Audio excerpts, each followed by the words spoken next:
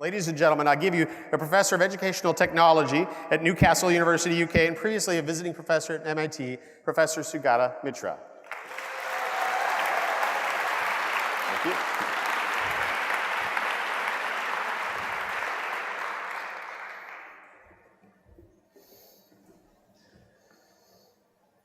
Gosh, this is scary.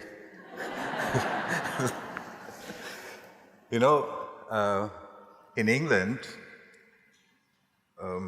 our idea of a very large conference is 125 people.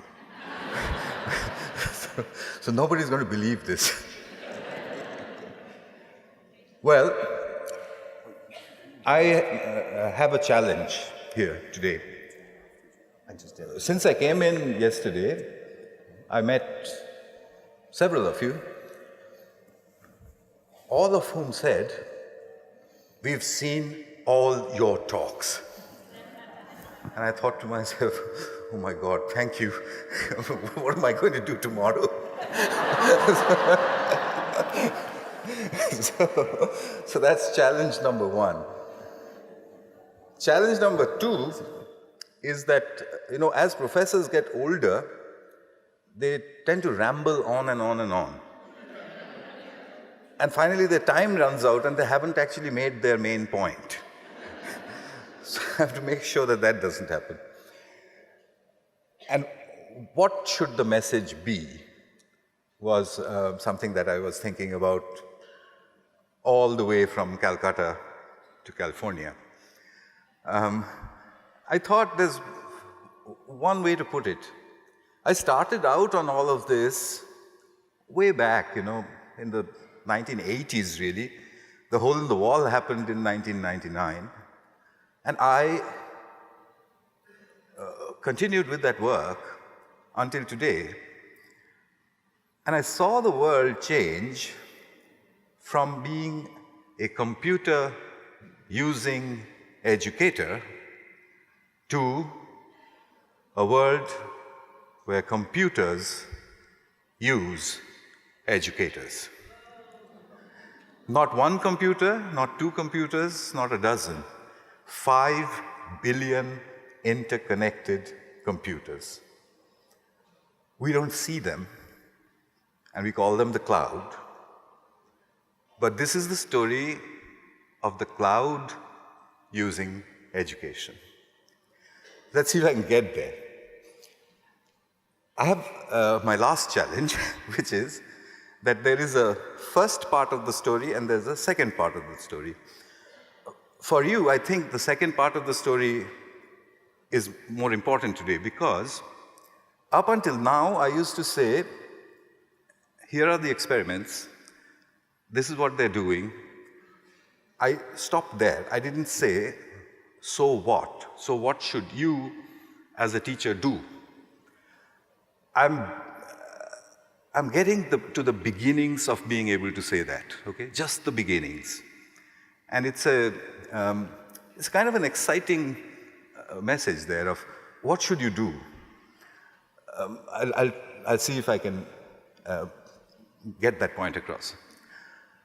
I also do an exercise every year, which is that I take some of the mainline published articles on the internet, the ones that have been, viewed the most and that sort of thing, and I put them all together into a single document and then put the whole lot into Wordle and see what it brings. Well, this year, this is what it did. Okay, as you might expect, children in big letters, groups, learning, internet, self-organization. But there was, unfortunately and strangely, one word missing. The word teacher. What happened? Where did we all go? I kept staring at that thing and said, my God, I don't believe this. Well, I mean, it's possible that I didn't select all the right articles or whatever, but I do this every year, and the word teacher generally appears somewhere or the other. He wasn't. So, where did we go? So the first bit of the story, I'm going to go through this as quickly as I can. The story of obsolescence. And you've heard this one before, but this is how it goes. That we just transited from a different age. And if you think about it, it's only in the last 100 years or so that we've been experimenting with social systems of governance that are different from empires. And I say experimenting.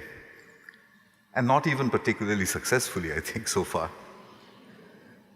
So, before that, for 5,000 years, we had a system. And that system didn't have computers and didn't have anything. It didn't have telephones, it didn't have aeroplanes, nothing at all. What it did have and needed in large numbers are these people. What were these people like? They must be identical to each other. They must obey orders as soon as an order is issued. They must not ask questions.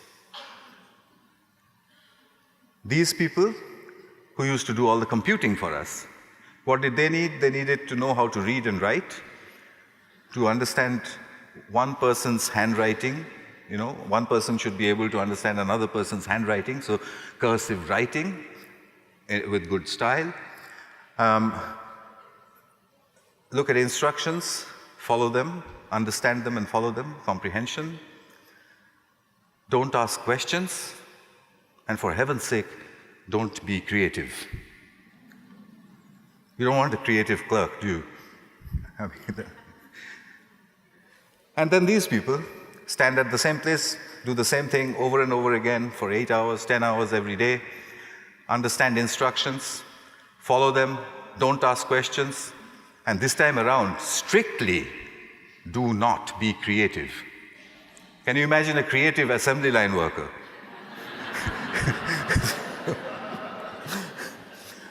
And we needed them in millions and millions and millions for thousands and thousands of years.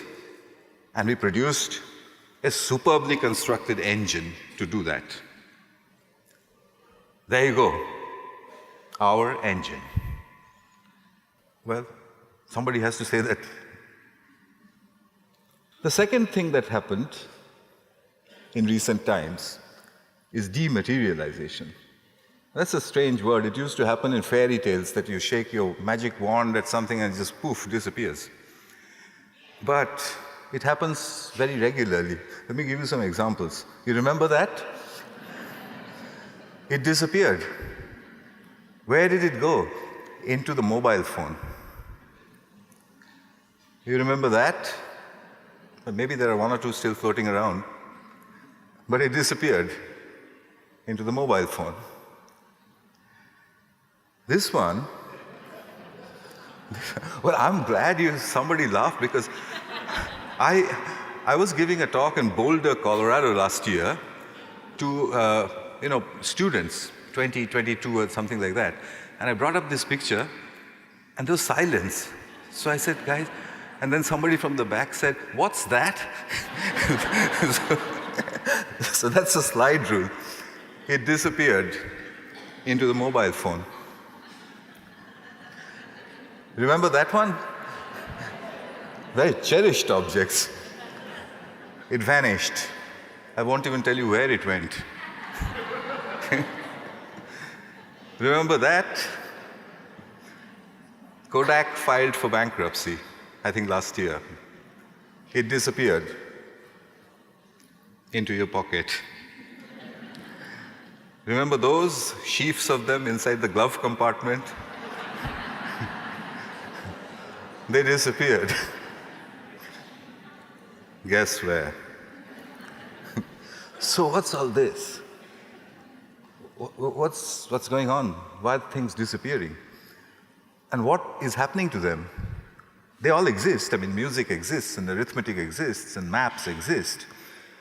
Except that they're all ones and zeros. Clouds and clouds of ones and zeros. Utterly non-human. If I gave you those piles of ones and zeros on a piece of paper, you'd just stare at it. I once did a study on that. I took Beethoven's Ninth Symphony, digitized it, made an MP3 out of it, took the string of ones and zeros, and applied a simple statistical rule on it to say, is there anything meaningful in this? Statistics said, it's random. It's a random string of ones and zeros. 50% ones, 50% zeros. Beethoven? Well, I won't tell you the whole story, but I did find finally where the meaning was. It was in a very strange place, but not in those ones and zeros. But I'm going to tell you about an example of something that changed relatively recently, transportation. This was how people moved from one point to another for thousands and thousands of years. Horse-drawn carriages. You got into the back and you told the driver, I want to go to so-and-so place, and the coachman, he sort of took you along. All that changed when somebody invented the internal combustion engine. So then we said, well, that's cool. I mean, those horses, we don't need them anymore. Poor things, they've done their bit. Now we're going to replace them with internal combustion engines. I think in those days people thought that instead of those two horses, there'll be two internal combustion engines, and the accelerator will be tied to the two pieces of string, and the coachman will sort of go like that. But that's not what happened. Something utterly unexpected happened. The coachman disappeared. The passengers became the drivers. Okay? Now you listen with our subject in mind, education. The passengers became the drivers. And when passengers became the drivers, they did all kinds of, passengers are you and me. When we become drivers, we make some strange discoveries and inventions. For example, we invented drunken driving. We invented passing from the wrong side, of side-swiping other people, running over other people. So traffic lights, traffic policemen, roads, road safety rules, licensing authorities, everything changed. Everything had to change to keep us, the drivers, to keep us, the passengers, as drivers. But one thing we never did, we never brought the coachman back. So I thought that this is where my example would end, but it didn't actually, because something stranger is happening, and it's happening right here in this state. Cars that drive themselves. You all know, you've all heard about it. They're strange things. I've actually had a ride in one. And, they're extraordinarily safe. The car that drives itself drives like a 90-year-old with poor eyesight. so you couldn't have it safer. And I love the idea. I love the idea of popping out of a bar, getting into my driverless car and saying, take me home. But something really strange is going to happen now. This time around, no one's going away. We, the passengers, are still there. It's just that we're even more comfortable than before. But something else is going away. Driving is going away. You will have one day grandchildren who will ask you, what does driving mean? And you're going to say, there used to be a wheel. You had to hold on to the wheel. There's a stick. You had to pull on the stick. There were pedals. You had to pump the pedals. And the car would move. And your grandchild would say, don't be silly.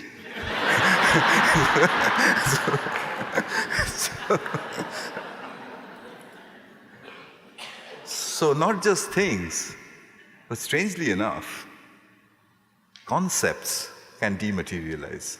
So that one really gets me.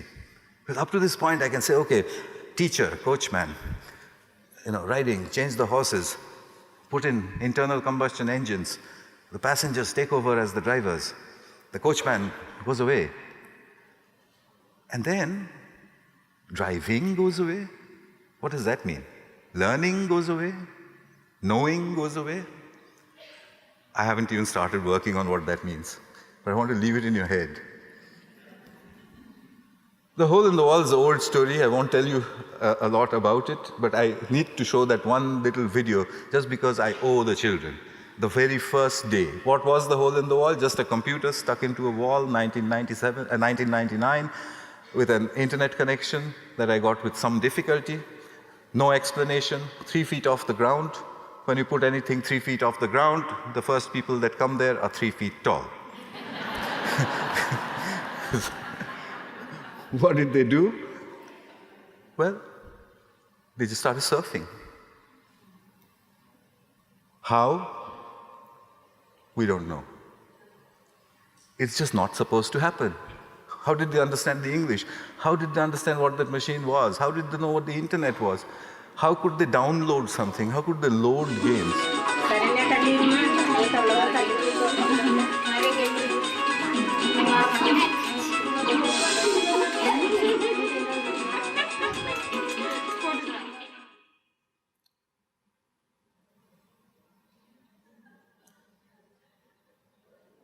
पहिल्यापासून इकडून सुरुवात करायची आणि जी आपल्याला दिसणार पहिल्यांदा ना There was only one clue staring at me which I didn't see.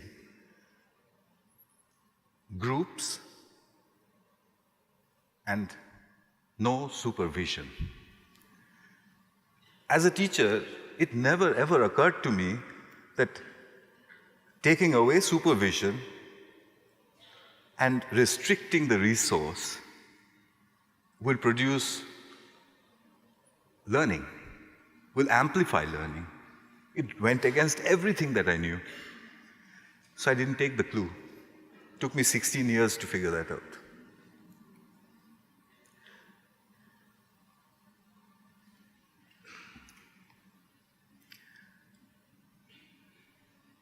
I did experiment after experiment to see what would happen. Okay, so what? Once they've learned how to surf, then what happens? Well, about 4 or 5 months down the line, they run into search engines. In those days, it was Alta Vista. And the local teachers started to report in Delhi, the local slum school teachers, saying, you know, something's happened to the children, Professor Mitra. I said, what? Their English has become perfect. And you know, they're quoting from some strange places. I said, strange places like what? Oh, you know, Harvard Business Review and things like that. I said, I see. And then I thought, my God, what have I done? I mean, they're just picking up stuff like that, copying it off the screen and handing it over back in school. They're not learning. There was a clue that I had missed completely. How, in that ocean of information, were they copying down the right things? I couldn't figure that out. It took me 10 years to figure it out. Once again, there were these two common things: no supervision, unstructured groups.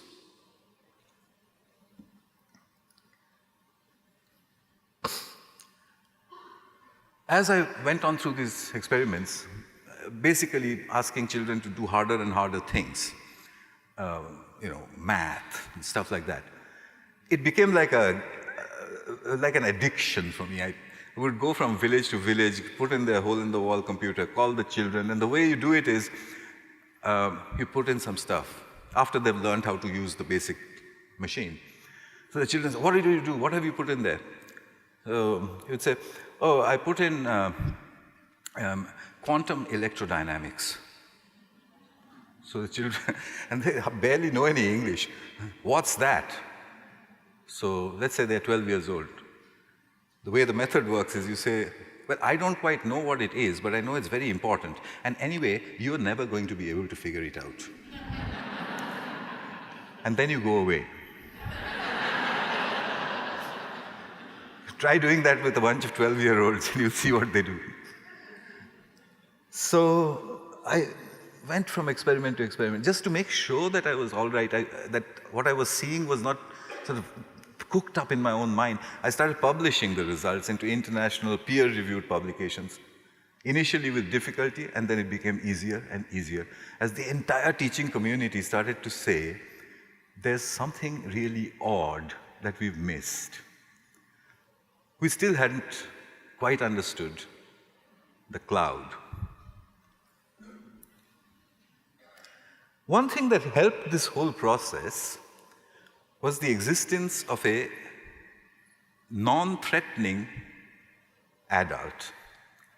What I found was that when the children do this kind of thing, milling around and pushing and shoving and playing with the internet and looking for something, if there's someone there who says, wow, that's fantastic, how did you do that? When I was your age, I could have done nothing like that. And the children will say, oh, that's nothing. Let me show you what else we can do. And they'll go one step further. I realized that this was the method of the grandmother. That's a romantic way of putting it, the method of the grandparents, which is quite different from the method of the parent or the teacher. The grandparent method, if done correctly, uses admiration as the engine. So back in England, I put out an appeal into a newspaper saying, if you're a British grandmother, if you have the internet and a web camera, can you give me 1 hour of your time for free every week? Not much to ask for. In a couple of weeks, I got hundreds. I know more British grandmothers than anyone in this room. I was just joking. That cloud has grown. It's called the granny cloud. It's grown a lot since those days. It's not just grannies, it's actually not grannies at all. There are all kinds of, there are young men and women, there are, all sorts of people, teachers, active teachers, retired teachers, basically people who are interested in children and who have an hour to give in a week. There are many from California, for example. And what do? I beam them in over Skype into places where good teachers can't go. It's as simple as that. And I give them one instruction that I learned through all these 16 years. Don't teach. Do whatever else you want. Do not teach.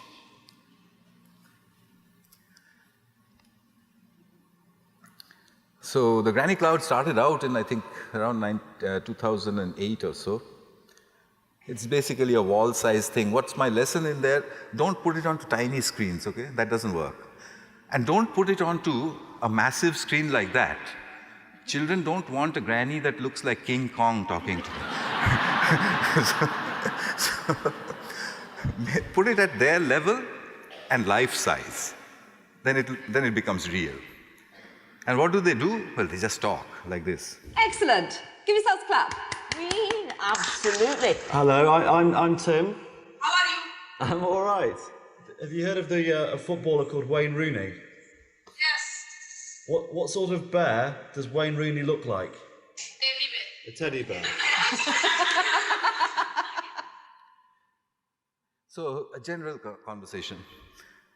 I'll show you in a minute what that does. But the presence of this friendly mediator can improve self-organized learning. I used to sort of leave it at that, but I would now add an experiment which you might want to try. Take your best math teacher, put him into a classroom, put him into a self-organized environment with computers and not rows and columns of chairs, and tell him that you conduct a session. And he says, well, what shall I do today? Should I do a bit of algebra? So you say, no, you don't do that. Today you're going to do the history of still life watercolors. And then watch. You'll see the power of the method, because he will achieve exactly what the art teacher would have achieved if he does it right.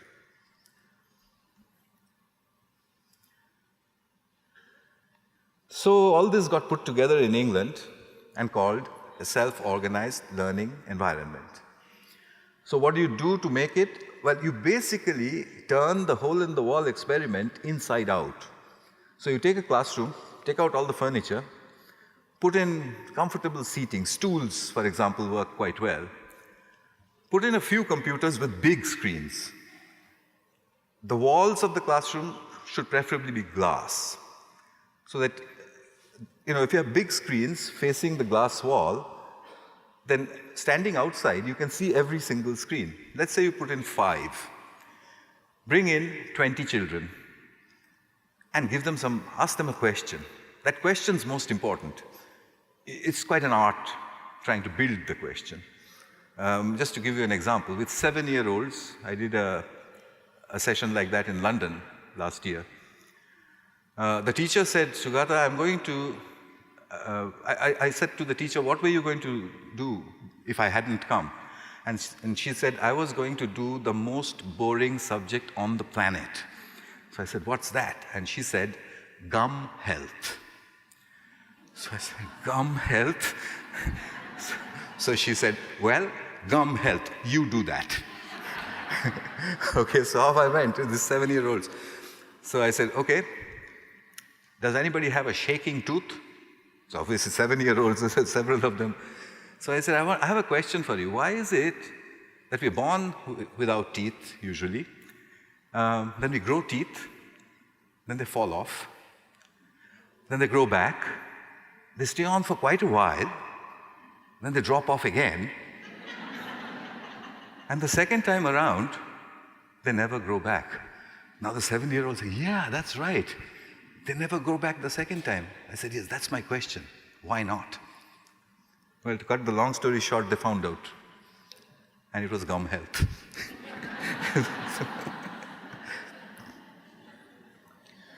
So it's very, very simple. It's just an environment which is open. Remember, I'm trying to simulate the hole in the wall, which was in fields and open spaces. So glass. Restriction of the resource. Very fast broadband, but only a few. So then you don't have to tell the children to make groups, because they obviously have to. But then they make their own self-organizing groups. You don't make the groups. You don't say you and you and you work together. Let them do it themselves. At best, you can take one and tell him to be the supervisor. I generally make a rule saying, you can't talk to me, I can't talk to you. This is to simulate the lack of supervision bit. The only person who is our communication bridge, in case there's a chance of bodily injury, which happens once in a while, is that little fellow who is the supervisor. He can talk to me and he can talk to the kids as well. He has to sort out all problems. And then you let chaos happen. So this is what it looks like.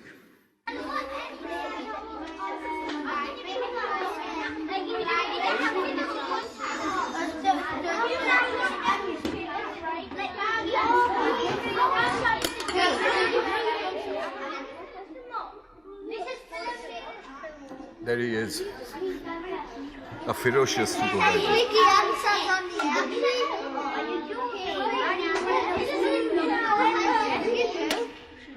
Or a molecule, which is total number of electrons is not This is in Melbourne. total number of protons, giving it a net positive or negative electrical charge.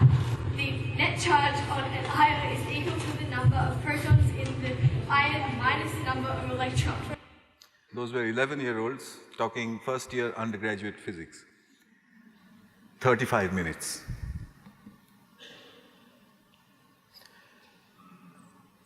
But then, it's all very fine. This is so far a very nice story. How do you do it, and why should you? The curriculum that you have doesn't ask you to do it that way. The assessment system doesn't ask you to do it that way. So we've got a challenge. How do you do it in the middle of a system which believes in exactly the opposite of everything I said? And I can quite understand my teacher friends all around the world in all the 5 continents say this to me. Why is it like that? And then I see for myself the power of 5,000 years of one system and how hard it is to shake that. So the soul as an idea has spread all around the world. Many, many teachers, tens of thousands of them practice it. And they blog about it, and they publish it, and they do all sorts of things. They always report results like the ones that I told you. But what happens next? Well, first of all, I must also tell you a little side story, which is that it impacted popular culture. It generated films like Slumdog Millionaire, the idea of the hole in the wall and of self-directed, chaotic learning. It took a school in Mexico from the bottom of the league table in arithmetic to the very top by a teacher whom I don't even know, and who said, I read this guy's work. It's pretty simple. I just applied it, and I don't know what happened. The class just went up. Sports commentators started to say, maybe we should use hole-in-the-wall techniques to do better batting techniques or better bowling techniques and so on. So it went all over the place. But what didn't get solved is the challenge of assessment. This is an office from 1910 or so. It could be Boston, or it could be Calcutta, or it could be Vancouver. They all looked exactly the same. There were rows of clerks, a floor supervisor walking up and down, making sure that you're not talking, you're not being creative, you're not asking questions, you're not talking to the other guy, etc. You're doing your work, which is copying down things from one thing to another. Remember what we do in school? So here is what it looked like, 1910. Here is what an examination room in India looks like. Do you see that? You see who we are preparing our children for? They're dead, those employers. That world is gone. But we're still preparing our children for them. So what should we prepare them for? Well, this is what a modern office looks like most of the time. Doesn't it remind you of the hole in the wall? Almost exactly. I could superimpose those two pictures. So if you have to prepare your children for this world, then shouldn't the examination system look like this?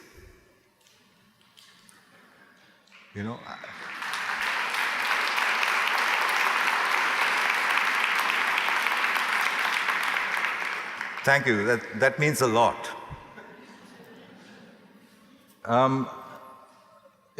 Just recently in Calcutta, there was a newspaper article which said, believe it or not, Calcutta police to ensure that devices are not allowed into examination halls. I said, God, what does that mean? I mean, what's going to happen 2 years down the line when the devices become so small or implanted that you can't even tell? What are you going to do? You're going to put them through an MRI scanner. So I put that out on my Facebook page, and one of my English friends wrote back a really lovely line, which I think applies to any exam. He said, do you realize that examination day is the only day in their life that these children will not have their mobile phones with them? So why not? Why not allow the mobile phone in? Why not allow the internet in? Why not allow Siri in, for heaven's sake? What will it do to the driverless car? If we manage to do this, and I've been going from country to country saying, somebody try, please, it will change the whole system. If you're standing in front of your class and you know that all these children, during their tests or their exams, are going to have access to the internet, your entire teaching strategy will change. What will you do? You'll send them to the internet room, and you'll say, listen, you must learn how to search properly. The internet can have different points of view. You must learn how to determine which is right, which is wrong. When you talk to your friends, don't just waste time. There's very little time in an exam. Have a pointed conversation and get to the truth, because that's how they'll have to live. The guy who is setting the examination question paper, he has to change completely. There's not much point in saying, how tall is the Eiffel Tower? How many seconds will that take? It has to be a different question. But you could ask a question like, why was the Eiffel Tower built? Now that's a good question. It has a story. The internet has that story, but it's covered in mist. Try it sometime in your classroom and you'll see what fun that is. So, in 2013, I got a prize, the TED Prize. And it was big-ish, you know, $1 million. So I was obviously very happy, you know. I was going to call my bank, say, guys, get ready, you know. No more of those 3-digit numbers for me. It's all going to change. When Ted called and said, we don't give you the money. We ask you what you'll do with the money if you had it. So I made a plan, a 3-year plan, and I gave the money to the university. Why? Because, you know, when you give money to my university or to most universities, then they ask you questions like, on the 26th of February, you took a taxi cab and you paid $12.5 for it. According to us, it should have been 9.2. What did you do with the extra dollar? That sort of thing. I wanted that because, you know, $1 million can just vanish if you don't have that kind of fiscal control over it. So I told the university accountant guys, I said, well, what I actually said is just screw me.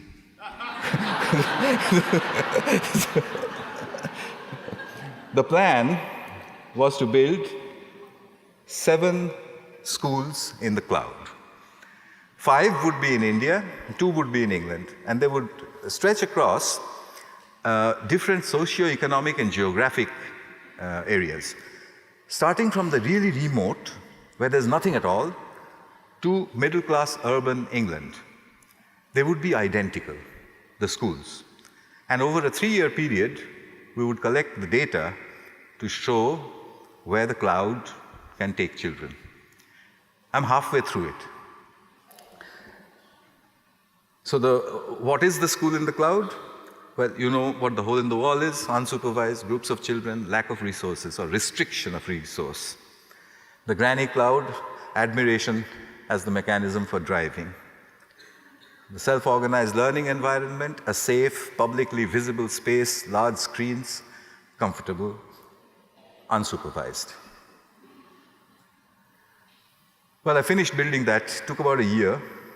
Here's what they look like. This one's in a town called Killingworth, England. Inside I put in an Xbox. And my teacher friend, Amy, she said, "You've gone nuts. I mean, how can you do this? They're not going to do anything else except play with that Xbox." So I put down a challenge for the teachers of Killingworth. I said, if you can do something, anything, and show me that the children were not playing with the Xbox, then you've beaten the Xbox. If you can't, then the Xbox has beaten you. You better do something about that. Well, she did. She won that hand. As you can see over here, there's only one child on that Xbox, and here are the others. And there's Amy in the background biting her nails and telling me I don't... and saying, I don't believe this. This is Kalkaji, New Delhi. It's a government school for girls, where with great difficulty I built a school in the cloud. The teachers, firstly, the 50% vacancies in teachers. The teachers they just could not grasp the concept itself. But all this did was, they said, we can't understand what you're trying to say, but you go ahead and do it. I liked them for that. They said, you do it, we want to see. So I started the school in the cloud in there. It's been about a year, and I'm going to show you one girl. I wish I could do a before and after video, but I don't want to do that because she's not a microbe that we are studying. It's insulting to do a before and after video. She knew no English at all. She was stumbling when we started. Here she is. And I want to be a lawyer because sometimes the right people make wrong, but I want to be the right people right. I will give them justice. So I want to be a lawyer. Okay.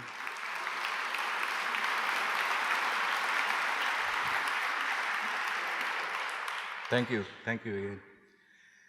So on we went, and there are stories after stories. Here's Newton Aycliffe in England with a granny on the wall, a South American granny. This is what it looks like inside. It looks like, it's got astroturf. It looks like the outdoors. It's got glass walls separating it from the actual outdoors. England has beautiful countryside if you're looking at it from indoors through glass.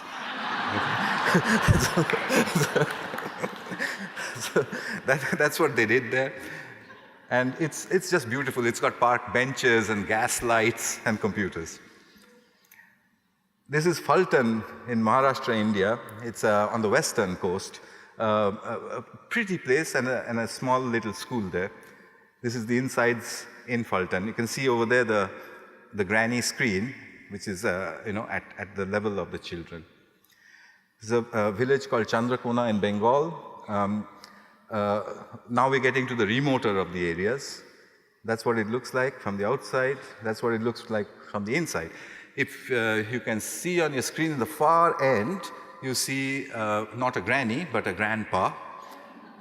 He is a friend of mine. He is from Australia. And I don't know what he is going to do to the accents of the children.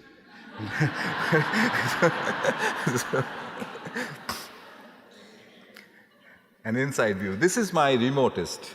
It's a village called Korakati. It's in an area called the Sundarbans, where the Ganges, if you remember the map of India, on the eastern side, the Ganges comes in and meets the sea, forming the biggest river delta in the world. Not only a big river delta, but a dynamic one.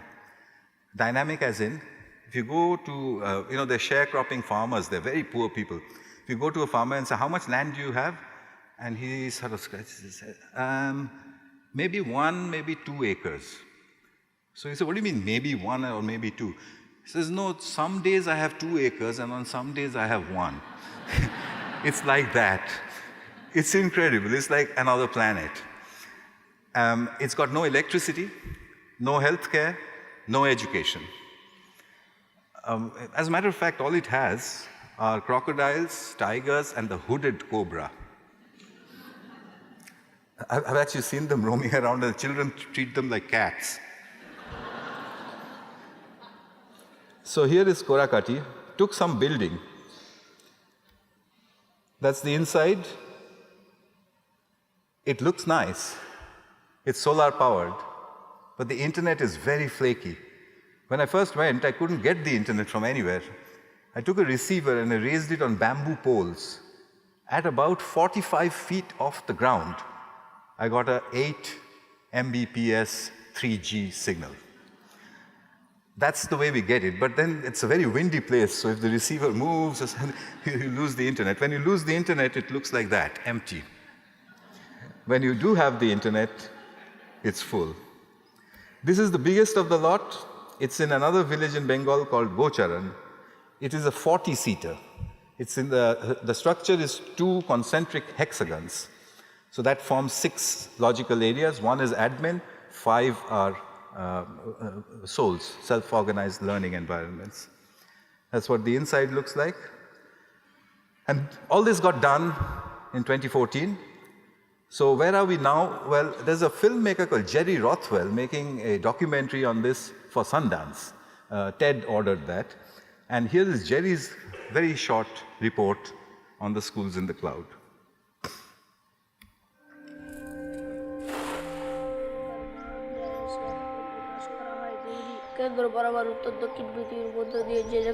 What is the future of learning? Schools as we know them now, they're obsolete. My wish is to build a facility where children go on intellectual adventures driven by the big questions which their mediators put in. It will be called the school in the cloud.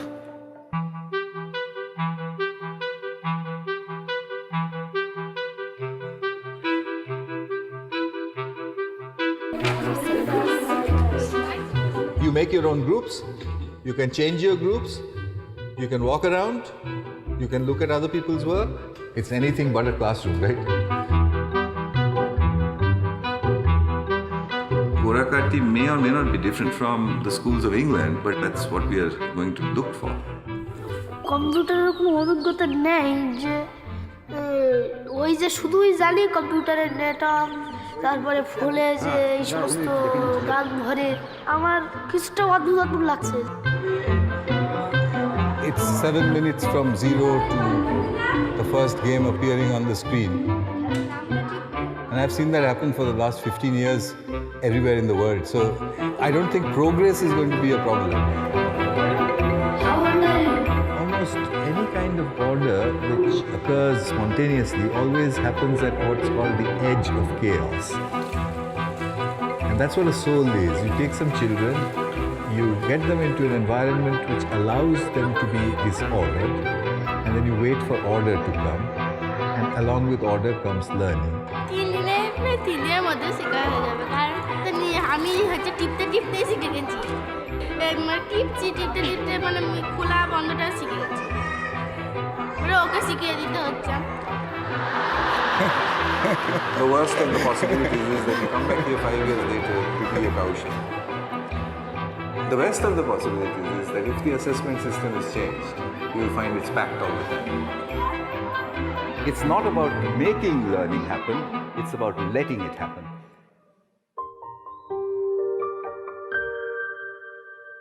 So that's more or less where I am right now. The data is kind of coming in. English reading comprehension seems to be the first point of impact, where you see dramatic changes. There are others, but I don't want to talk about it because with my research team, I keep telling them, do not form an opinion. Let the data speak for itself, and there's still 1/2 of that data still to come. So if you call me back 18 months from now, I can tell you what the data said.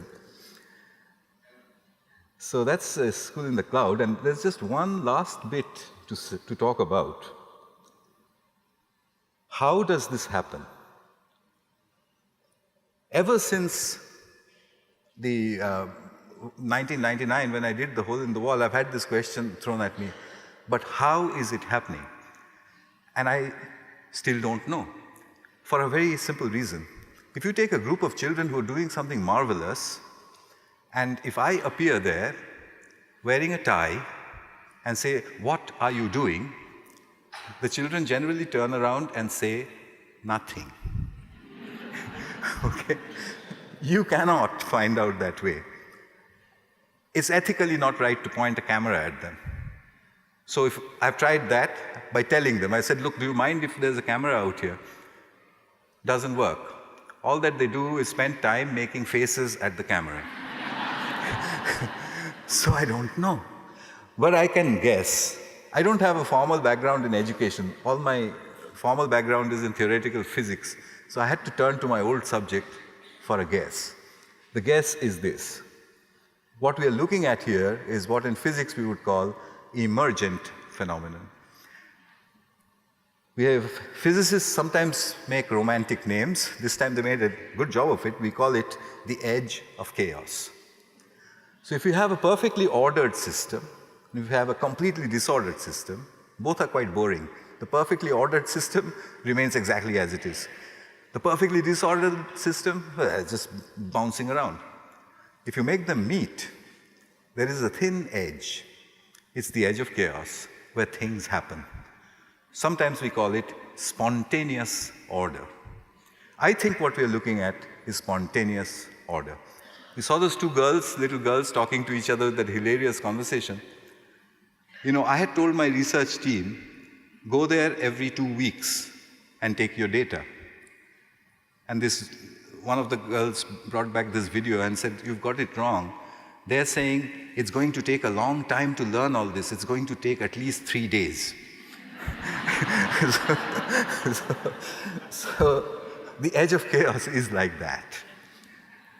And we have example after example of that in nature. This is an orchid from Peru. Does it know what a monkey is?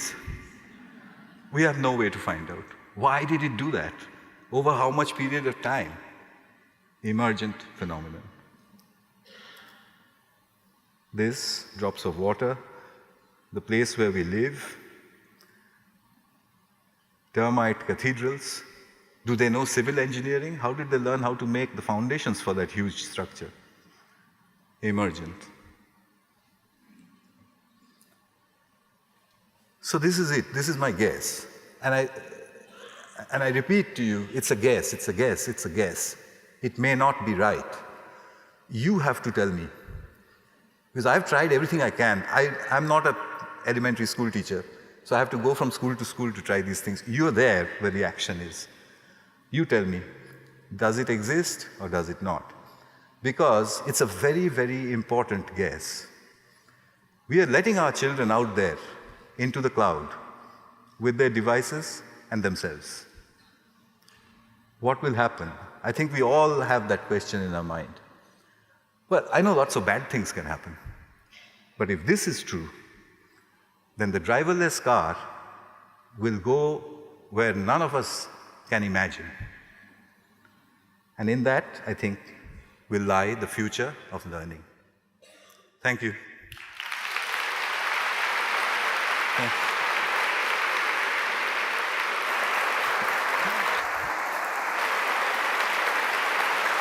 Thank you. You still want to do Q&A? Am I on time? Yeah, we're good. Thank you. You'll stay here. I'll be...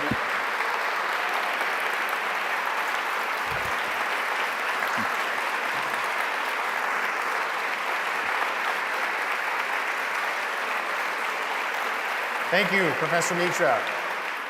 Come on, guys, sit down.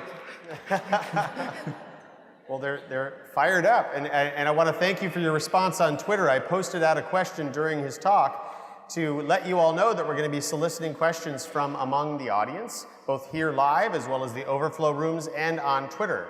So if you would like to ask a question to Professor Mitra, add the hashtag QMitra to your tweet, and we'll look through and we'll see if we can flag those, and then I'll ask those questions of you. And a couple of them already come in, actually. One is mostly just a compliment from Dawn Ha. She said, Professor Mitra just blew my mind. Self-organized learning environment, hashtag Soul, hashtag Q15, hashtag QMitra. So that's just a compliment. We'll start with the softball. See? All right. Someone asked a question here, Lance Wren. How do you think Soul would look if applied in America? Where do we start? How do we gain trust from current school systems and administrators? That's a good question. I didn't bring that up. You know, what are the problems? But you know what the biggest problem that I face right now is not from the system, and definitely not from teachers. It's from parents. You see, parents don't understand this, and parents are worried. You know, they're worried. They're scared.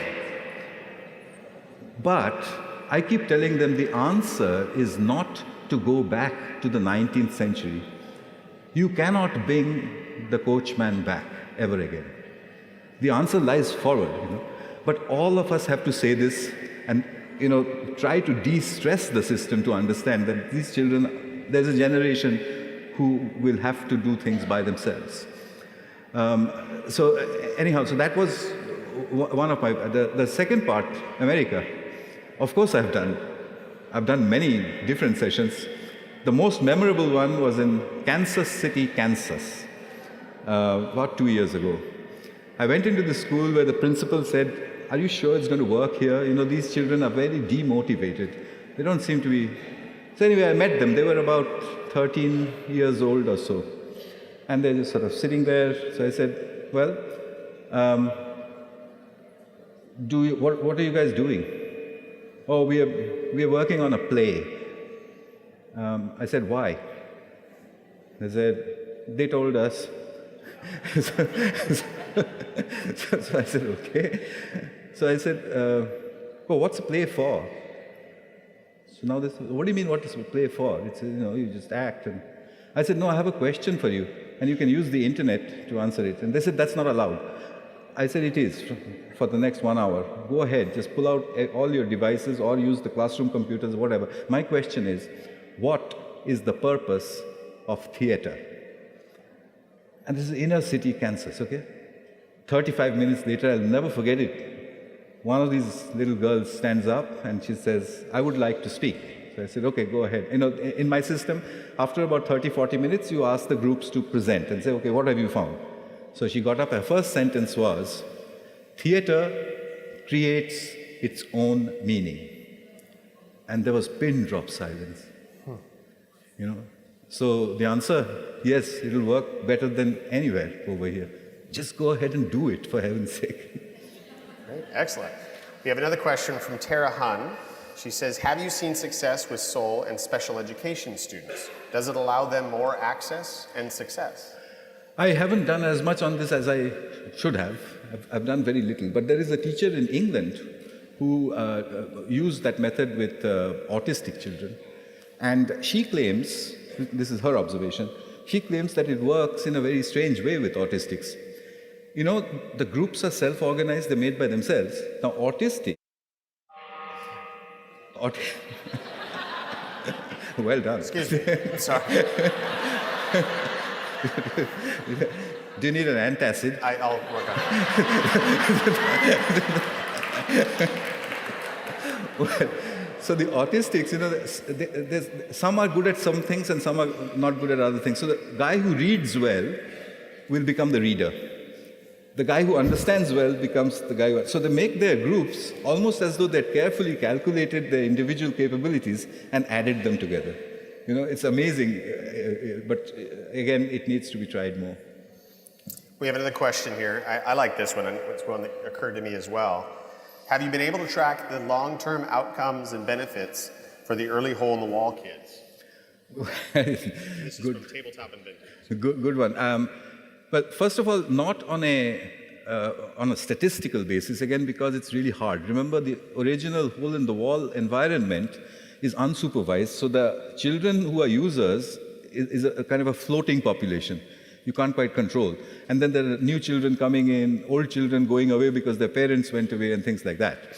So I only have isolated instances. But my best anecdotal story happened again in this country, in Baltimore, Maryland. I was there speaking to a school superintendent's meeting, and I was talking about the hole in the wall. And in those days, 3 or 4 years ago, I was talking about some of the original experiments. And out of the audience, a young man rose, whom I didn't quite... He was Indian, but I didn't recognize him. And he said, after my talk, he said, I am one of those children from Shirgaon, one of those, quite a remote village. So I said, and what are you doing in America? He said, when I was very young, we had that computer in the wall, and I was 8, and I used to read The New Scientist. Well, that's what they do at the hole in the wall. I used to read this magazine called The New Scientist, and I decided that one day I will study biology. So that's what I'm doing in the US. I said, where? He said, I'm on a full scholarship on a PhD program on evolutionary biology in Yale. So look at that.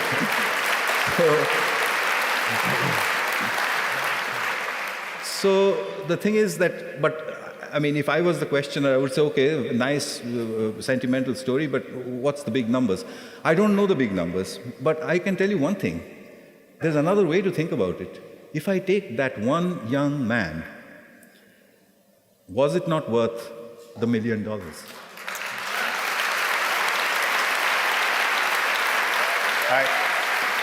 I would say yes. It's a good way of looking at it. Okay, we only have 200 more questions left. I want to go now to new gold disc recipient Diane Main's question. Do you think we can break the escalating cycle of achievement-driven education that's based on outdated traditions? Do you think we can break that escalating cycle of achievement-driven... Just say again, because that might... sorry. No, just turn the... Yeah, no. Can we break that escalating cycle of achievement-driven education that's based on outdated traditions? How? Yeah, as I said, the only thing I can think of is the introduction of the cloud into the examination system, into the assessment system. I don't quite know what that will do. I mean, we'll have to think of new kinds of assessment. But one thing I do know, that why is it that there isn't a school system that asks a question like, what's the best way to do a search on the internet?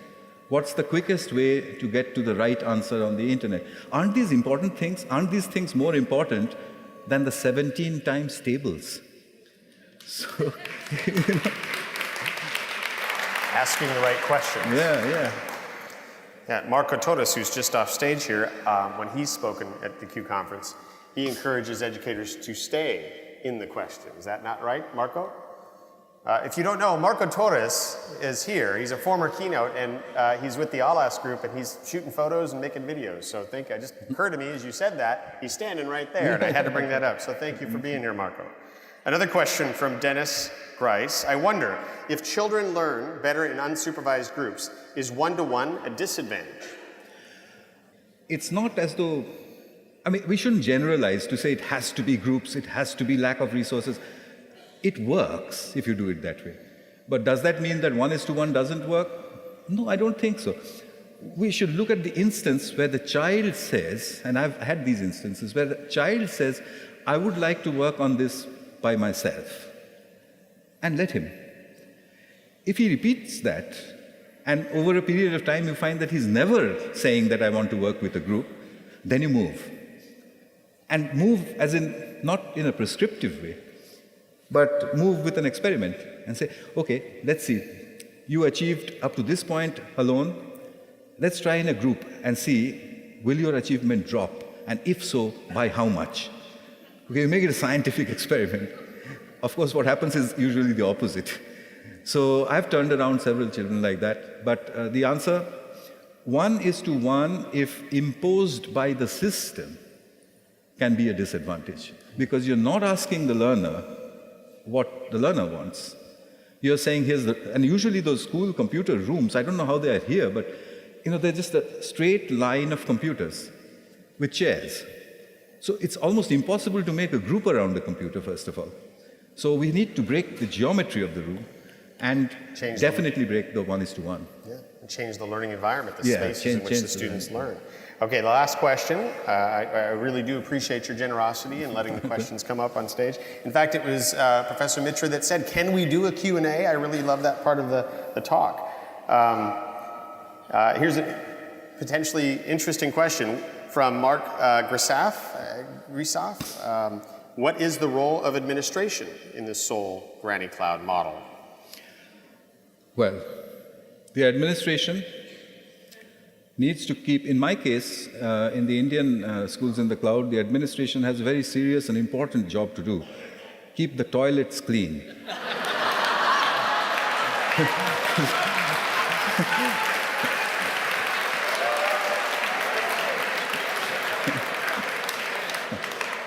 I think you got the point. Okay. Thank you so much, Professor Mitra. I really appreciate your time. Thank you so much.